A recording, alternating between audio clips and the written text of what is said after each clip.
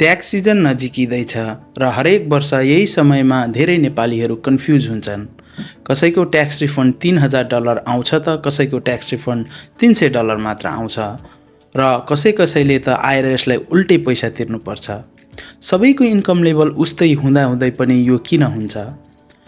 धेरै नेपालीहरूले सोच्छन् यो भाग्यको खेल हो वा सिपिए राम्रो छान्यौँ भने ट्याक्स रिफन्ड राम्रो आउँछ। तर यसको कारण भाग्य होइन, प्लानिङको रिजल्ट हो। आउनुहोस् आज म तपाईलाई यस भिडियोमा युएसएमा लिगल्ली र रियलिस्टिकल्ली कसरी ट्याक्स रिफन्ड बढाउन सकिन्छ भन्ने कुरा सिम्पल नेपाली भाषामा एक्सप्लेन गर्नेछु। सबैभन्दा पहिला एउटा कुरा क्लियर गरौँ। ट्याक्स रिफन्ड भनेको तपाईलाई गभर्नमेन्टले गिफ्ट दिएको पैसा होइन।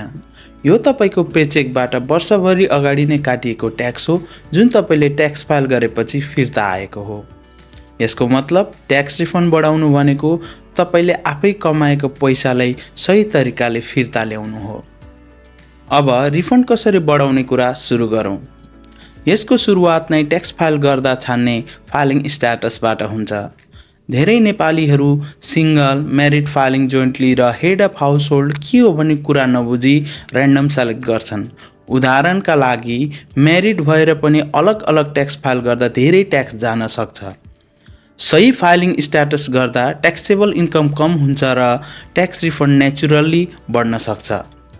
यही सानो गल्तीका कारण कहिलेकाहीँ सयौं अथवा कहिलेकाहीँ हजारौं डलरको फरक पर्न सक्छ। त्यसपछि डिपेन्डेन्टको कुरो आउँछ। यदि तपाईका साना बच्चा छन् वा लिगली क्वालिफाई हुने डिपेन्डेन्ट सपोर्ट गर्नुहुन्छ भने ट्याक्स रिफन्ड ड्रामेटिकली बढ्न सक्छ। चाइल्ड ट्याक्स क्रेडिट जस्ता क्रेडिटले प्रति बच्चा हजारौं डलर फाइदा गर्न सक्छ। एजुकेसन क्रेडिट पनि धेरै नेपाली स्टुडेन्ट्स र प्यारेन्ट्सहरूले मिस गर्ने ठुलो अपर्च्युनिटी हो। युएसएमा पढाइ धेरै महँगो छ र यही बर्डन कम गर्नका लागि गभर्नमेन्टले एजुकेसन क्रेडिट दिएको हुन्छ। ट्युसन पे गरेको छ भने सही क्रेडिट क्लेम गर्दा हजारौं डलरले रिफन्ड बढ्न सक्छ। तर दुःखको कुरो के हो भने धेरै नेपाली स्टुडेन्ट्सहरूले ट्याक्स फाइल नै गर्दैनन् वा फाइल गर्दा एजुकेसन क्रेडिट क्लेम नै गर्दैनन्। साइड हसल गर्ने नेपालीहरूका लागि ट्याक्स रिफन्ड बढाउने अर्को महत्त्वपूर्ण बाटो भनेको लेजिमेट बिजनेस एक्सपेन्स सही तरिकाले क्लेम गर्नु हो।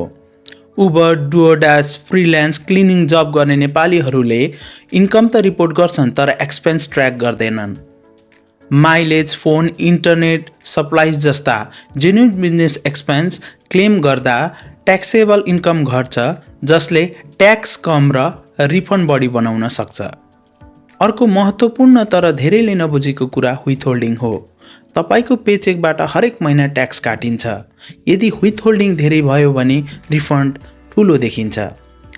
ठुलो रिफन्ड हुनु राम्रो हो तर सही ब्यालेन्स हुनु अझै स्मार्ट हुन्छ। त्यसले महिनैपछि क्यास फ्लो राम्रो बनाउँछ र अन्तिममा सरप्राइज पनि आउँदैन।